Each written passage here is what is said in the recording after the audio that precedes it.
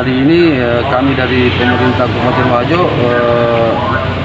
merasa bersyukur dan berbangga karena pemerintah Kabupaten Wajo mendapatkan penghargaan tingkat nasional, dan mana penghargaan ini adalah penghargaan Proklim, yaitu program Kampung Iklim, yang mana kami dapat jelaskan bahwa program Kampung Iklim ini adalah keterlibatan masyarakat dan pengambil kepentingan dalam rangka untuk meningkatkan ketahanan iklim dan menurunkan emisi gas rumah kaca.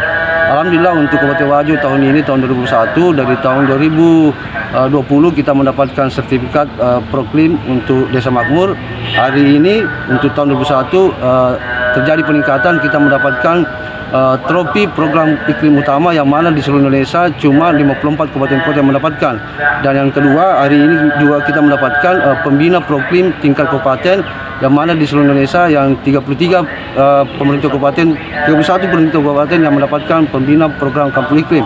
Dengan itu bahwa kami berharap ke depannya masyarakat Kabupaten Wajo bersama dengan pemerintah bekerjasama untuk menurunkan emisi gas rumah kaca dan terlibat dalam rangka untuk mempertahankan iklim yang baik dan bersih.